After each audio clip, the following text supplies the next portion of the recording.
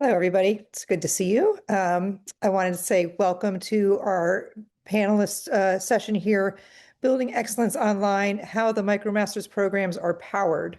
And I just want to note that I'm really excited to have this panel today because I can't even tell you how much work goes into running these programs. And we have a few of the people behind us who are going to help us talk about that. So I'm Dana Doyle. I'm a senior director of the MITx program at MIT Open Learning. I've worked with MITx for more than a decade, and during that time, I've had the privilege of seeing just how much collaboration, creativity, and dedication it takes to bring these programs to life, and how we all work together so hard to make a difference in the world today. And so today's conversation is about the people behind the program, and that's a little bit of a misnomer. These are actually the people that you probably see all the time. And so when I say behind the program, I actually mean they're not the faculty member on the face, but these are the people that make these programs run. So really excited to talk to them today. So we're going to explore what happens behind the scenes from managing intellectual property, which I can tell you, you probably don't even think of, but let me tell you, it is an enormous amount of work because we want to make sure that we have permission to use people's things like that. Designing rigorous assessments. So again, these are MIT quality, MIT hard courses. And so to translate what happens in a classroom to an online environment can be a little challenging, especially for the way that MIT works. And also just producing engaging content and ensuring a seamless learner experience for learners around the world. And I say seamless, not always seamless, but these are the people that fix it and try to make it as seamless as possible. So you can focus on your work and not so much on all the things that we're focused on. So we're going to talk honestly about the challenges, lessons learned, and how this work continues to evolve. We'll leave some time for questions submitted by people who RSVP'd at the end here.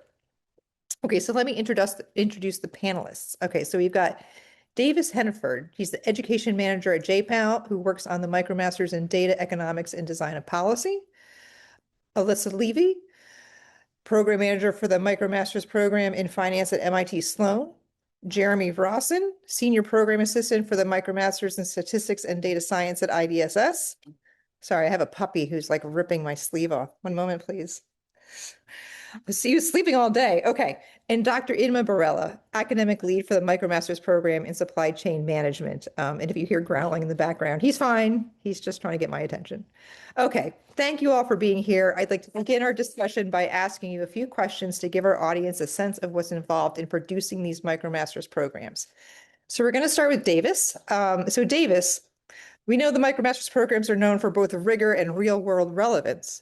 From your perspective, what does it take to design an academically rigorous program that still works at a global scale? And if you can talk a little bit about how assessments play into that balance, and which was also came up in our faculty panel that we had last week, a little bit about academic integrity, because I think that ties into the assessment. So if you can comment on that as well. Thank you. Yeah, absolutely, Dana. Thanks so much for the introduction. I'm going to start talking a little bit about your first question, which is designing an academically rigorous program that still works at a global scale. So, uh, I don't have stats on all of the MicroMasters programs here at MIT, but for DDP at least, that's my program, Data Economics and Design of Policy, over 68% of our learners come from LMICs. That's low and middle income countries. And when you want to engage with such a diversity of learners who each can have such unique backgrounds, you have to try to make the program as approachable as possible. Now, that's not an easy task always, especially considering how rigorous these courses are. As Dana may have said at the beginning, they're all equivalent to residential semester-long courses at MIT. So what do you have to keep in mind? Well, first, a lot of these folks who you'll be dealing with, the learners, haven't had the same rigorous academic background that a lot of the residential MIT students have had. They're also obviously going to do all of this online. So you have to be a lot more self-motivated. Now, the inbuilt flexibility of online programs can be a benefit for these non-traditional learners, but for a lot of learners, you really have to work on catching them up. So I think Inma later is going to talk some about engagement strategies, so I won't talk about that as much. I'll let her talk more about the nitty-gritty of assignment placement and strategies like that. But so what I'd like to talk about a little bit is scaffolding. I think that that is the most straightforward solution to catching up learners. And to that end, over the past several years, we've been creating new resources on calculus, probability, statistics, and coding, these foundational skills that learners need to succeed in our program. And right now, these extra materials are tucked in throughout the courses in places that we think learners might need them most. But we're also currently considering a sort of math camp that would broadly provide these background materials in every course and just kind of lay the groundwork. But there are also other ways to provide scaffolding. As another example, I've started to develop practice timed exams so that learners who haven't dealt with the time pressure of taking academic exams can get a flavor of that before the actual proctored exams that we offer. And another example, in the past for one of our courses, microeconomics, which is one of the most popular ones, we did live recitations where we presented over Zoom some tips and tricks, solved challenging problems, did a Q&A session, and then we recorded these recitations, added them to the course, and we've seen huge engagement with these sessions, even years after they were first filmed. So yeah, scaffolding. I think in some ways it's maybe a low-hanging fruit, but that's not to say it's not really important. But there are things you can do outside of scaffolding. Engaging with a diverse global audience is a lot about getting creative. We want to connect learners and bridge gaps in interesting ways as well. And to that end, we've been collaborating closely with our university partners across the globe as well. We continue to hold webinars and study groups with these partners and institutions. For a while, I mean, we've tried all sorts of things. We had study groups where we implemented weekly rankings for those within the cohorts to try to promote some sort of friendly competition. This wasn't the most successful thing, but we've been constantly trying.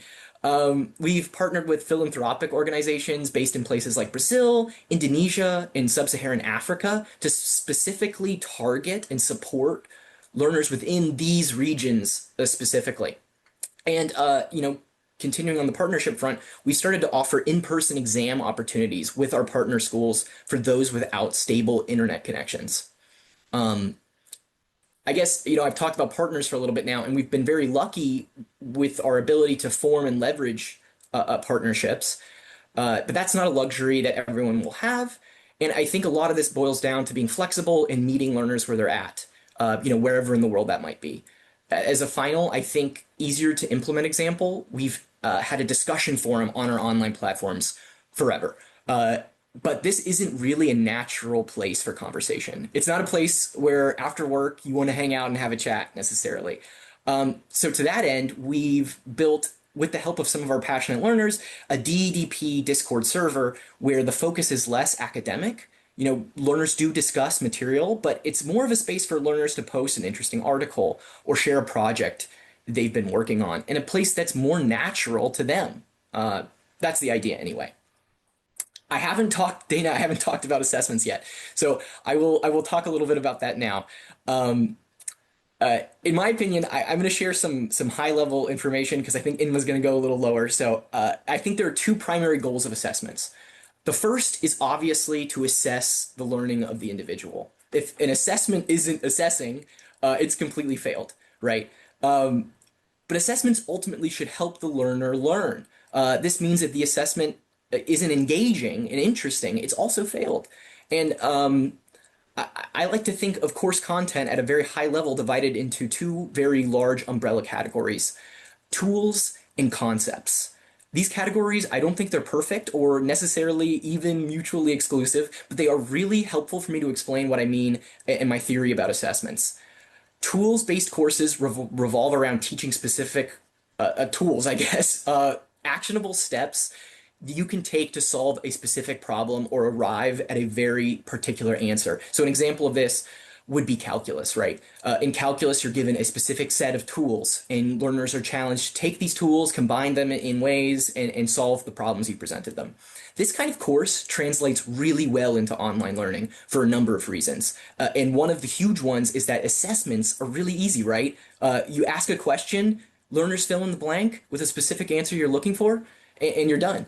Now, on the other hand, concept-based courses are, more conceptual, as the name might suggest. They focus on understanding broader theories, higher level information. An example of an almost purely concept based course might be something like creative writing, which is not something we offer, but as you might imagine, might be harder to do over online. Typically, the way concept based courses would be tested in a residential setting would be through essays, or at the very least, short answer questions. Now, you got to think about the constraints of online learning, right? We don't have the luxury when we have tens of thousands of learners to, sit down and grade essays or even short answer questions, right? So we have to rely on multiple choice questions primarily. But at the same time, we need rigorous assessments that are both challenging and fair. You could make a very hard exam by making every question something like, what was the middle name of the author of the paper of the effect of Spanish colonialism in South America? And that would be a very hard exam if every question was like that. But it wouldn't be fair, and it doesn't assess the learner's understanding in a real way. It promotes the worst kind of learning. We've had the internet forever, and now we have AI. Regurgitating names and dates isn't useful. And Dana asked me to talk a little bit about academic integrity, and that's kind of the frontier of cheating right now is, using AI. So I think of designing interesting, complex questions as a way of kind of knocking out two birds with one stone. They're harder for AI to kind of tackle as well. They're more human. So here's an example. We have an introductory elective, Good Economics for Hard Times. It's based on it's based on the book by the same name, rather, by Esther Duflo and Abhijit Banerjee. It's a very approachable course. There's almost no math in it. And in our exams for this course, we try to put the learner in a position of a legislator or a member of the executive branch of a country. And instead of asking a series of 50 unrelated multiple choice questions, we execute this sort of role play within the exam with far fewer long select all that apply questions. Each question might have a dozen or so options, each of which could be correct. Each might be detailing an economic policy and a potential ramification of that policy. The result is that learners have to engage with a suite of situations in a way that's rigorous and fair. And I think kind of taking a step back and thinking about test questions in this way is really helpful for all of the reasons that I've mentioned. Academic integrity is absolutely critical, and it's an arms race. So I think if you can engage with academic integrity in a way that's not just more intrusive to the learner or more frustrating for the learner, but also helps them, it feels like a win-win. So that's more or less what I wanted to cover. I think that's about 10 minutes, so I don't want to take too much time here, Dana. Thank you, Davis. That was Yeah. excellent. All right. So my next question is for Alyssa. So Alyssa, you've managed the MIT Sloan's Finance MicroMaster since its launch in 2020.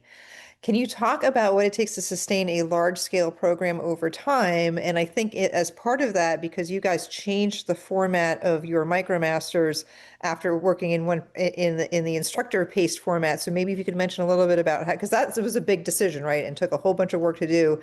So not a small commitment. So I'm curious how that came up and how you made that decision. I think that's a really good example of like program management and like, you know, biting off the big chunk and be like, okay, this is going to it's going to be a lot of work, but it's going to, really have an impact on the course. And also responding to learner feedback at scale. And so that may be some information that comes through the forums or through your email, because I know you connect with them individually as well, and even through our customer service, if that is applicable. All right. So Alyssa, go ahead. Great. So, in terms of sustaining a large scale program over time, we are coming up on the sixth anniversary of the MicroMasters program in finance. And so our thinking has changed a lot over the years. I think we started in a really tactical way, just trying to get this program launched and live in the middle of a pandemic when all of our work environments and workflows had changed, and under a fair amount of pressure to deliver a high quality program to the world.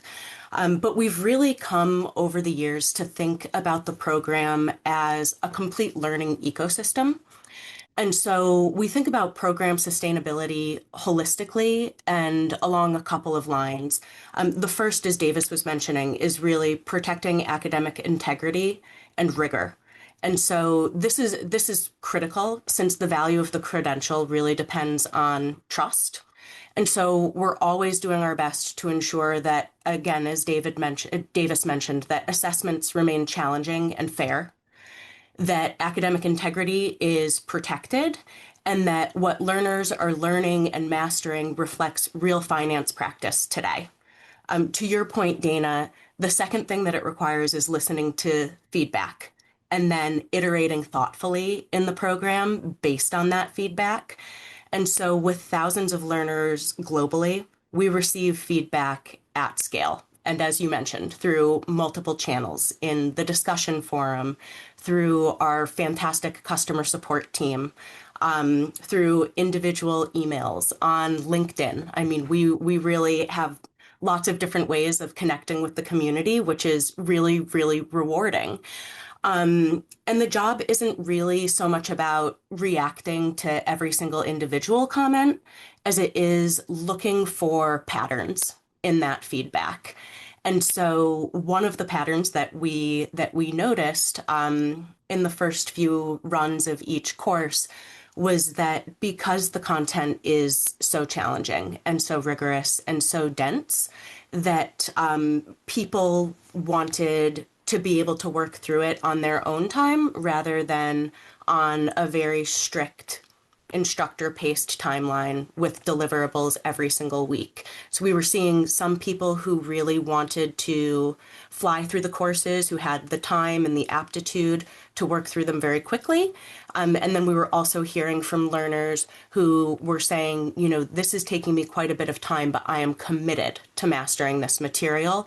But it would be helpful to have a little bit more time to really work through and master all of this content. So that was a great example of the type of learner feedback that we received that prompted a very substantial change in the program and moving it from those tight instructor-paced deadlines to an environment that was more self-paced and flexible. And so, yes, so we're constantly looking for these types of patterns at both a high level, as in that example, but we're also looking at individual courses at the level to see where are learners getting stuck, for example, where can clarity improve? And then we're taking that feedback and also the data that we're able to see and thinking about how we can refine the learner experience without necessarily, without destabilizing what already works and is working well. Say the final thing that's required for sustaining these programs over time is a lot of behind the scenes coordination, as everybody here today knows. We have, for every single run of every single course, and these courses are open 24/7, 365 days a year, we have faculty, we have teaching assistants, program staff. On the open learning side, we have educational technologists, platform engineers, we have marketing to get the word out about the programs, fantastic learner support. We do a lot of data analytics. And so all of this work has to come together continuously to maintain this type of really robust learning ecosystem. So I'd say some of the bigger picture things that we've learned, or one of the most important things that we've learned, is that sustaining a program at this scale, it's really critical to earn the trust of every new cohort and every new learner that comes to the program with the commitment of working through it and mastering it. And so that work is always ongoing, and it's what keeps the program and the credential strong. And in terms of your third question about what does strategic management look like behind the scenes, I can say a little bit more about that. For these rigorous interactive programs, these MicroMasters programs, we've found that it's really a balance of thinking several years ahead while also executing to the best of our ability today and every single day. So we think a lot about alignment. And we do a lot of reflecting and asking questions regularly. Things like, is the curriculum still aligned with how finance is practiced today? Are we maintaining MIT level rigor and academic integrity? And also things like, is the credential retaining its signaling power for learners, for employers, for institutions? So that's alignment is a big piece of it. Another big piece of it, again, is this balance of innovation with stability. We're always looking to improve and modernize where appropriate, but we need to do that in a way that's very careful. Learners really, we find, depend on consistency, and they get their study habits down. Most of our learners who succeed in these programs are fantastic at understanding how they learn best and holding themselves to account to really manage their own learning experience. And so we like to provide them with that consistency, and then any change that we're thinking about implementing, we do in a very careful and reflective way, again, incorporating that feedback and then executing on it, with a great deal of care. And I'd say, another major piece that we think about a lot is, and this is kind of the internal complement to the external feedback we receive, which is using data responsibly. We collect a lot of data through the platform on learning behaviors. And so we're always, at scale, again, these patterns emerge. And so you can see where learners are struggling. Like, for example, you can see where engagement drops or where questions are accumulating around specific pieces of content. And then, but you can also see where outcomes are strongest. So you get these signals in the data about what's working and what can be improved. And then I think a big piece of strategic management is taking those insights and turning them into the types of thoughtful refinements and improvements that are consistently strengthening the program. And so every decision we make in the program is really with that question in mind, is will this decision, this change, this approach, will this make the program stronger, not just this year, but 5 years from now? And it's that long-term lens that makes the work strategic. Thanks, Alyssa. Okay, so I'm going to switch over to Inma now. So Inma, you bring the faculty adjacent academic leadership perspective for one of MITx's most globally recognized MicroMasters program. And I'm wondering if you could talk about what it takes to translate MIT's research-driven approach into a scalable, high-impact online program. Thank you. Oh, sure. Thank you, Dana. And first, I would like to say I resonate so much with everything shared by Davis and Alicia. I think they are just depicting very well what the work behind the scenes, like all the efforts we're putting to have these programs up there and still being successful and looking into the future. So I will focus more on I think our program has been running for 10 years. It's still going strong, many people engaging with our courses.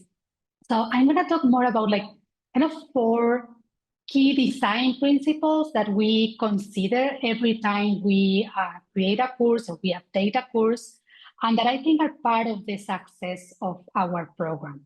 So at MIT, we have so much knowledge and very deep knowledge, right? Amazing research, very complex as well.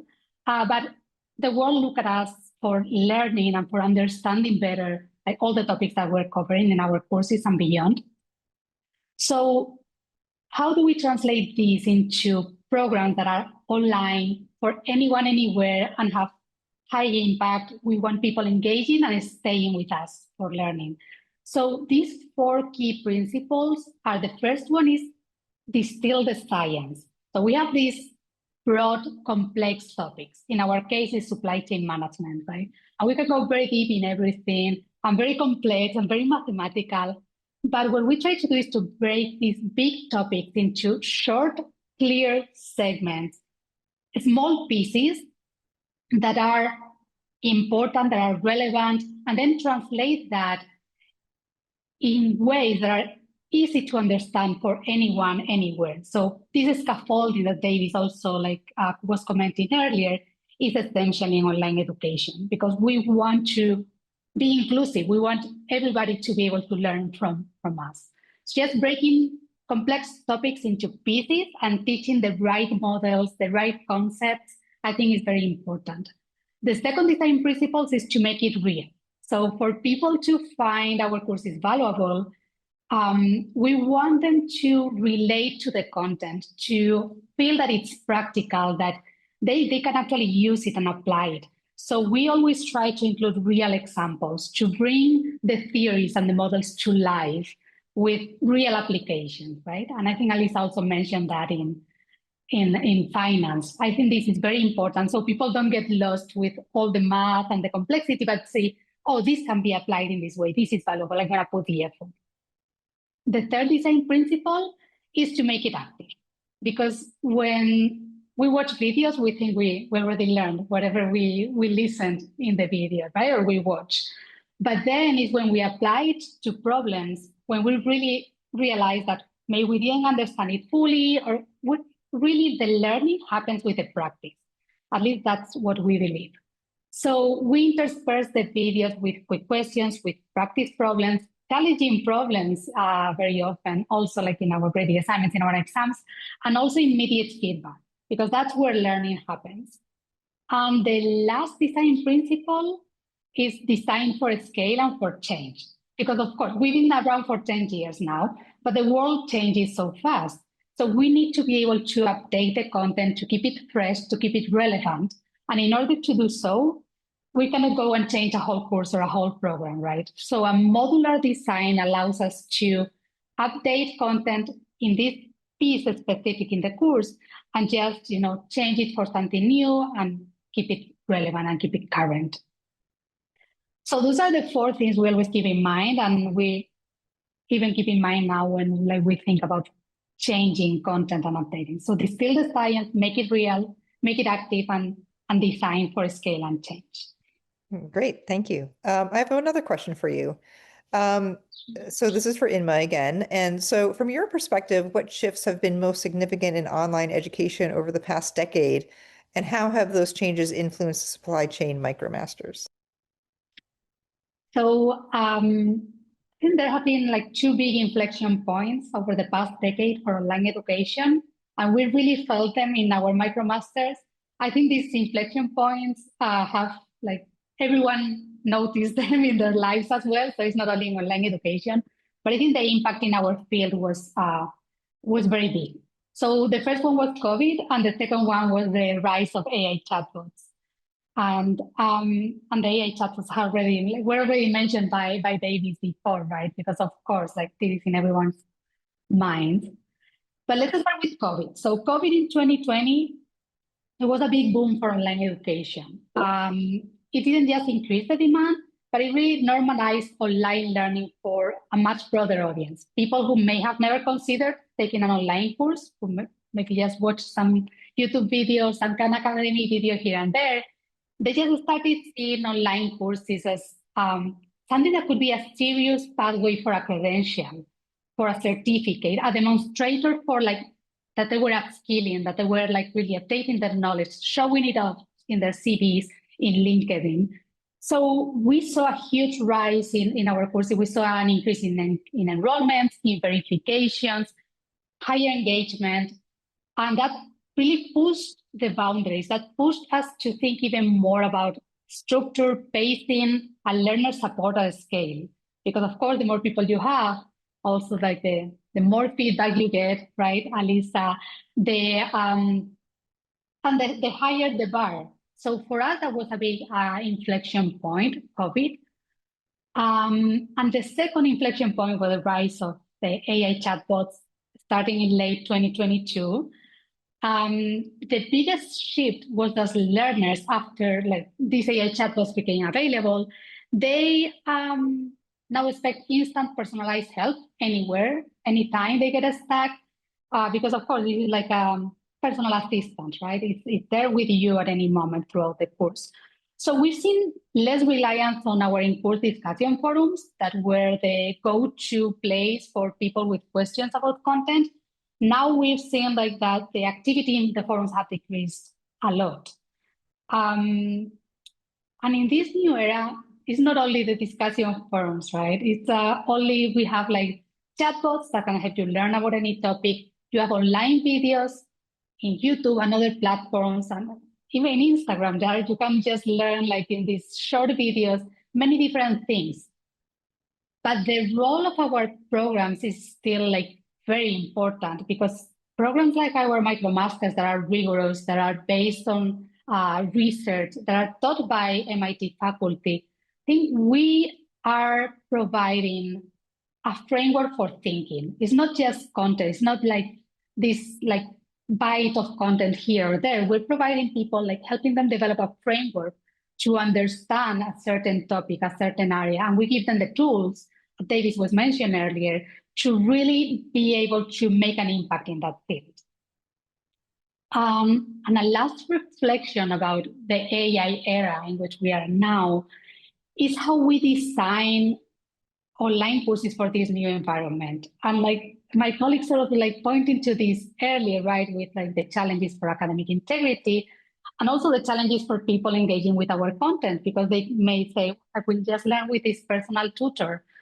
So I think we need to start thinking about how can we make learning even more active in our online offerings? How can we implement better feedback loops? Maybe even working with AI-powered tools to provide this more personalized feedback quicker, better. How we provide guidance on how to use AI effectively for learning and responsibly, right? And finally, I think we need to think of course, maintaining our rigor and ensuring academic integrity, but how do we design the right incentives that reward the behavior we want to see? So we want to reward engagement and mastery. How do we put the right incentives in place so that happens, rather than just having learners just wanting to get to the end as fast as possible? So we're in an amazing new era with many challenges, and yeah, I'm excited to work on all this with a new approach. Excellent. That's a good thing. I'm glad to hear that because there's still more work to do. All right. Next question is for Jeremy. So thinking about storytelling and engagement that Inma had just mentioned, if you could talk a little bit about like your approach or how you think about that in an online learning environment. And then also like and this is like a very short question, but like the answer could take like an hour. What goes into making the experience feel seamless for learners? Like that in itself is like an entire hour of conversation. But Jeremy, maybe you can give us a little taste of an answer for that. Sure, Thanks. sure.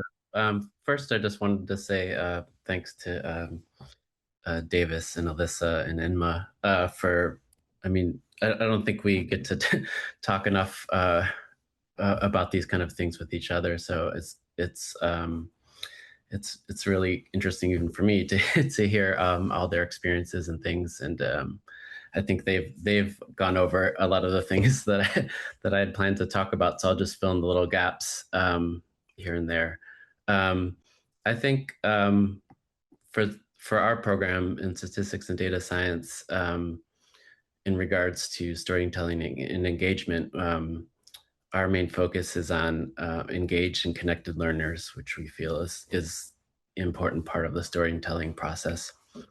And I think that the learners fully engage in this because there's a consistent flow to how each concepts are covered in concise modules, and how learners are given an opportunity to experience the applied side of things through being exposed to real-world data sets. And the learners are also watching videos and doing exercises that we're constantly updating and adding. Like Inma touched on with the modules, we're able to to update those as needed and change things around. And I think unlike, I don't know, we put a lot of effort into the course forum, more so than Discords and things. I think maybe it's a numbers game for us.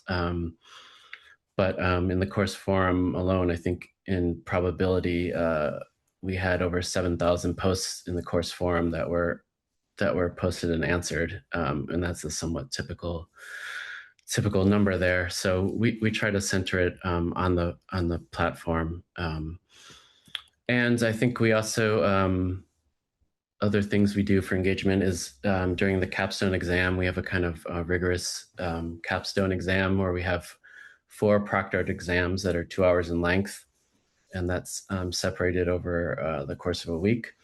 But we provide pretty much 24/7 live technical support through all the learners, and I think that kind of engagement is really made the difference, because unfortunately, as we all know, online proctoring is very problematic, and we're still working to make that a better experience. But I think at this point, there's still quite a bit of work to be done. So I think that entails a lot of live learner tech support, which we do, which I think helps people be able to finish an exam and get a credential that they've been working hard on for years.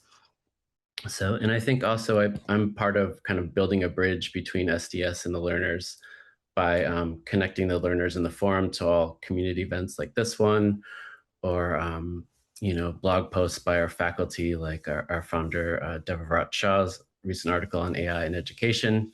And then we have live webinars in our entrance courses where MIT faculty and creators of the courses answer general philosophical questions from all learners in the course about content. And we also have some of our more newer and unique courses is our data analysis, statistical modeling, and computation applications. And this course is very much different than some of the other courses that we offer, in that there's, at the end of each model, the learners will complete analysis that involves both auto-graded and open-ended responses. And so the submission, the reports are basically commented on and graded by peers, and everyone's expected to comment on the peers' submissions. So this is, there's 5 modules, 5 different written reports, and then this is quite a bit of intense work. And I think it's a new process of peer grading that many learners aren't familiar with, and it creates a lot of questions and issues in the beginning of the course. But I think it's nice to see the process, and by the end, I think people are actually buy into it and enjoy this writing the reports and providing peer grading and selecting valuable comments. So I think that's kind of unique. And sorry, rambling. Did you want me to go into the next part of the question? Well, I think if you've got, let's see here. Yeah, so if you have any, we have a couple of questions from the audience, and then, so I think we have a few more minutes. So maybe if you have any examples of like a particular challenge, and it sounds like you addressed that a little bit with like, even in the last course you talked about of like using peer grading, which is not typical for your other courses, but anything where, maybe even if you were surprised by something and you're like, oh my God, I need to figure out how to fix the whatever. And maybe not in the traditional sense of like, here's a problem, let me fix it. But you're more familiar with the like, oh my God, it's on fire, what do I do? And so maybe if you have a good story about that, I think that would help kind of communicate in the trenches experience that you guys have all had managing these programs. Sure. I mean, first, the on fire experiences, I just try to remind the learners and myself to just breathe and take a couple deep breaths, because I think that it's hard to communicate when things are so heightened. So this breathing and I think really actually, as simple as that sound, really actually helps. But I think I don't know. I think it all goes back to that. I think that we have an amazing commitment from faculty and from Dr. Kareen Chu, who I work closely with, who develops the instructional materials. and the TAs that we have that are students and postdocs in IDSS. I think their commitment is what makes these kind of issues workable. So I think things that might seem like a big issue when tackled by all these all these people in our department are able to be worked out. And obviously there's much bigger issues that everyone addressed earlier about AI that will continue to be issues for a while, but I think they're good issues to have because it's constant change, and that's part of it as well too. So yeah, so I just wanted to thank everybody, and I think that's All that's right. what for the moment. But yeah. All right, thanks, Jeremy. All right, so I've got two questions from the audience that came in earlier from people who RSVP'd. All right, so the first one is from Liz. And this, anyone can chime in. If nobody chimes in, I will call on somebody. So just like your traditional classroom, right? Somebody has to answer. Okay, so how has your mindset changed from when you began working on this program? And I think that could be anything from your expectations of the programs, your expectations of yourself, how the program rolled out, but anything that you just kind of like now when you think back, you're like, oh wow, I actually did like a 180 on my thinking about that, or even just like, wow, I hadn't really thought of that, and this was a big impact that really changed how I think about the whole program. So anybody, you may jump in. I can start and I'm sure my colleagues will jump in after.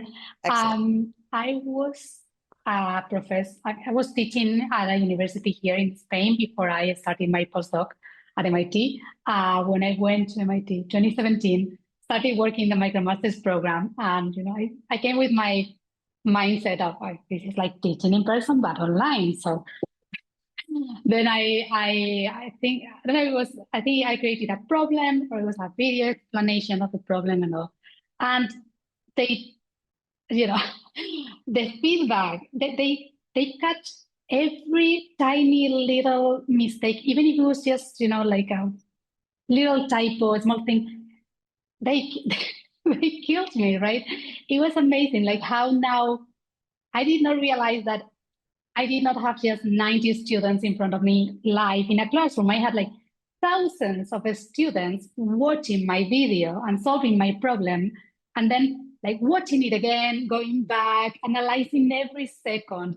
And I realized like the level of perfection of anything I put in the program had to be like close to 100%, right? And even if I thought it was 100%, they were going to find something. So the importance of the feedback, being very open to feedback, always asking for it, and then iterating on anything you put in the courses. I think that was my first learning, and something I carried with me throughout all these years. And I think it made me a better professional and even more perfectionist. Alyssa. I can build on that a little bit. And Inma, we of course experienced the exact same thing in not just the first run of each of our courses, but also the second and sometimes even the third.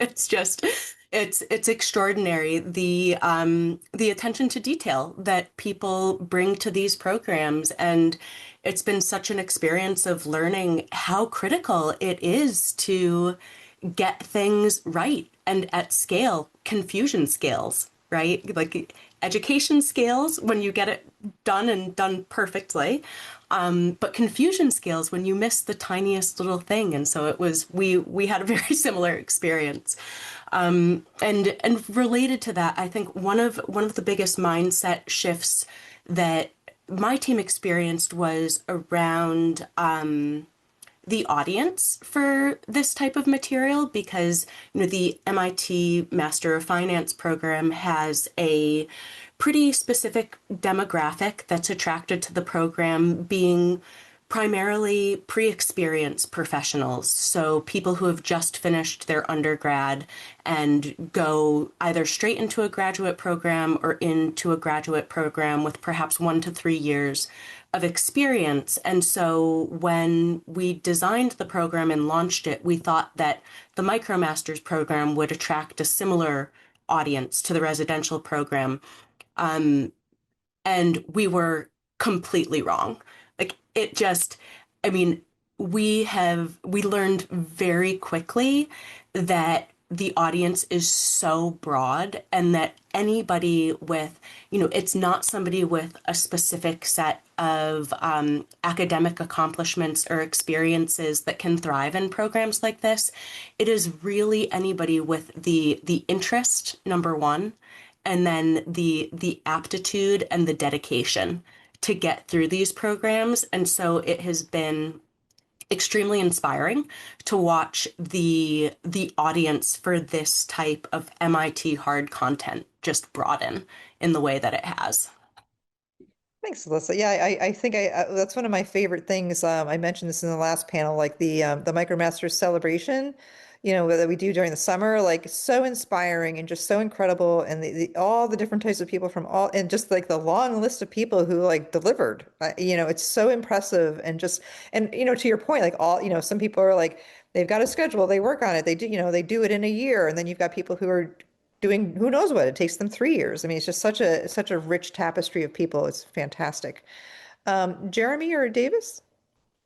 I think what you've said so far, Inma and Alyssa, is so wonderful. It's so true. And honestly, I want to kind of refer back to the last thing Jeremy was talking about, which is, when things go wrong, being able to take a breath. And I think that relates to what you both were saying, because, when you have one or even a dozen eyes on something, you're not going to catch everything. Like Inman was saying, you think it's 100%, it's not.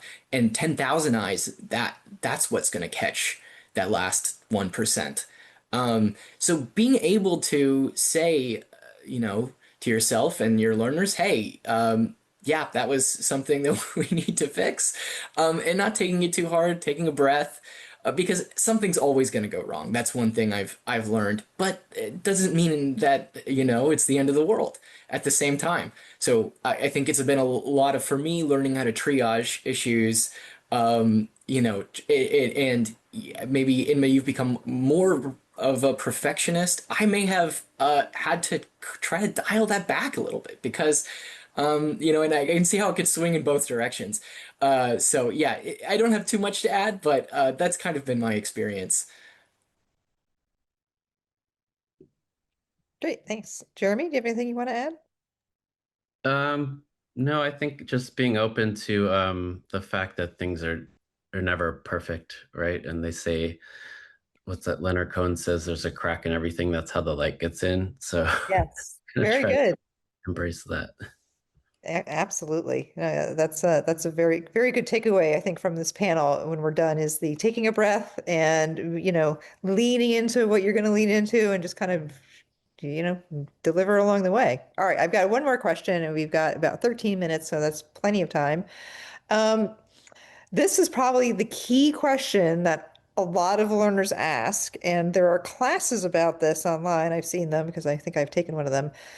In your opinion, what do you think are the best ways to organize a good study routine without sacrificing social and personal time? So I would love to hear that. So if anybody has any answers for that, Alyssa, I see like maybe you have an answer. Well, the last part is really the clincher there, right? Is without sacrificing social and personal time. I think that that's a great trick. And if anybody really masters that, like, please share it and we'll do our best to amplify that for everybody who comes to these courses from all across the world in numbers of tens of thousands. Absolutely. But I do think that as we have learned from our learners that this type of mastery and efficiency is definitely possible. And some of the things we've seen and that some of the research into these MOOC format courses show in terms of effective learning is for learners to first really understand their own individual styles of learning and what type of learning works best for them, and then to use their understanding of how they learn to engage with all of the material, to work through it and master it.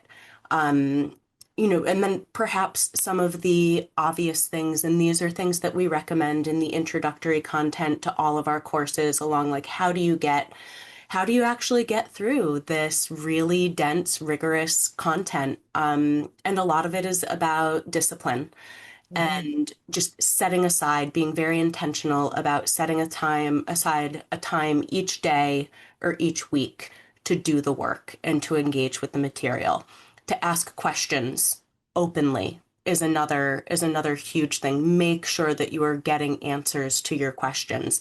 And then practice, practice, practice. Seek out more resources, more input from other people who are working on similar problems, your fellow learners, but just practice as much as you can. And I think that learners who do really, I guess it's those 4 things. So understand how you learn best and then work within that framework. Set yourself a schedule, ask questions, and practice. Those are attributes we see and behaviors that we see from learners who succeed in these difficult programs. Great, thank you. Let's see, Davis. Yeah, I think Alyssa is so right. There's that huge aspect of discipline, and there's so many people who've done so much research, have so much to say about this. I'm not the person to talk about that specifically. So maybe taking a step back and saying, I think the 2 pieces of advice I would give is before you even start, set realistic goals. This is something that I've run into a number of times with learners. We do webinars for new learners every term, a couple times a year, and learners are asking, how many courses should I take? So many learners want to take 5 courses at a time or something like that. And some people can do that, but that is not a great idea for most people. So step 1, I think, is to be realistic with yourself. You can set lofty goals, and that's great. But if you do that, also be kind to yourself. If you do set really aggressive targets, you have to understand they're aggressive, and then if you don't meet them, don't throw it all away. Say, okay, maybe I overshot, and maybe there's a smaller step I can take. I think those are the 2, before you even, start trying to, divide your time and create tactics for maintaining discipline. I think just, before you even get into that, just some planning in your mindset can go a long way. Great, thank you. Let's see, Jeremy, Inma, any comments? Yeah, I can jump in. So this is a great question, and it's a question that every learner has. And it's actually a question we ask all of our community teaching assistants and our learners when they come to some events, because we want to know what's the secret, right? Why some people succeed and some people just cannot make it. So I don't think there's one size fits all, obviously, because everyone has different lives, different levels of busyness with work, with family. But people find creative ways of studying these courses, right? Since they are available anytime, anywhere, and our videos can also be downloadable for any of our courses. We heard that people find time to watch the videos in their commute. So usually it's time that was lost, or maybe they were reading the newspaper. Now they are watching the videos, and then they find time at night when kids are in bed in order to do the practice. And many people found they used to wake up half an hour earlier. So every morning they have this set time, or during lunchtime they just save that time in order to do the learning. So I think the important thing, there's creative ways of finding the time to dedicate to the courses. But as Davis was mentioning, I think it's important to have a clear goal in mind, commit with it, and then have a routine. Whatever is the best routine for you, just have it, put it in your calendar and commit to it. Because it's, what we say about our learners, that people that finish our MicroMasters, they do have grit. So that's something we can demonstrate, right? These people put so many hours on top of their social and personal life, maybe sacrificing some pieces of that in order to get to the end, that they really need a motivation, commit to it and then have a good study plan to get to that. Having a buddy also helps, or having someone that keeps you accountable.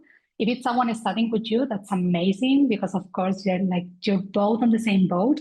But if not, people also like share the strategies about, having to report to their husband or to their wife what they have done that week, or to a colleague. So whatever works to keep you committed when times are hard and busy, that's I think that whatever strategy helps, that's important. Just apply it and put it in your calendar. I guess just jumping in real quick, building off of what Inma said, I think you just have to think about, not dividing things in such a strict context. Like social time could also be, a group of people that you're friends with, or that you meet online, that you study with, or you study at a coffee shop with, and then you're also getting your social time in. So I think it's creative problem solving, and there's always going to be some imbalances, but you also have to remember to take care of yourself, because you're not going to be able to retain things if you're not sleeping and eating well. So I got to throw that in there. But yeah. All right. Thank you. All right. So I think I have a wrap-up comment, and I'm going to thank Jeremy for this, because I think probably one of the most important things was the breathing, because you're absolutely right. Like, I think that the key thing is like, we're all human beings. You're a human being, we're a human being, and people make mistakes, and we work together to get to our goals. And I think that just like taking that beat before you, berate yourself or berate somebody else, just be like, okay, you know what, who knows what's going on with that person's day, or what's going on with my day? And maybe this is like, maybe I need to take a break. And I think that you're absolutely right, setting realistic goals, knowing yourself, what you can do, what you want to do, how much are you willing to sacrifice? Because I appreciate the question, but I like Jeremy's answer, because it's not so much sacrificing, but maybe rethinking what those things mean to you. Because your personal time, maybe what you want to do with your personal time is learn, I mean, so it's really, I think, Jeremy, you made some really great basic points of like, understand yourself, take time, and really and be creative in like how you're thinking about it. So you're not stuck in like, oh my God, I can't go out and do whatever. It's like, well, no, you can, and you can go to a study group, and that can also be a lot of fun if you're thinking about it in that type of mindset. So those are some great answers. Thank you so much. All right, so look at that, we're right on time. Excellent. So I want to say thank you so much to Davis, Alyssa, Inma, and Jeremy for sharing your insight and for all the work you do to support learners and faculty across MIT. And I say that not just for everybody, but for myself personally, and from the OWLS team as well, because working with you guys is, how these programs run. So incredible work. I also want to recognize the many teams across open learning. And so we've got we've got people across the board. We've got people in OGC. We've got people in our teams. We've got, everybody across the board has something to do with these programs at some level. And of course, we want to thank our global learners who make the work meaningful for us. And as I mentioned, if any of you, even if you have not completed the MicroMasters, but you can get the invite to the celebration, it is just an amazing experience. Not terribly long. We hear from a bunch of learners. We celebrate everybody, all the hard work that went into it. It's really a great event. Okay, so as we celebrate 10 years of MITx MicroMasters, we're also looking ahead. Programs like these rely on continued investment in people, technology, and innovation. If you're interested in helping expand access to high-quality online learning, I encourage you to support MITx and our programming. And so I want to say thank you, everybody, for joining us today. And please join us at our next event with the MicroMasters learners on March 5th. All right. Thank you, everybody, for coming, and thank you, panelists, for participating.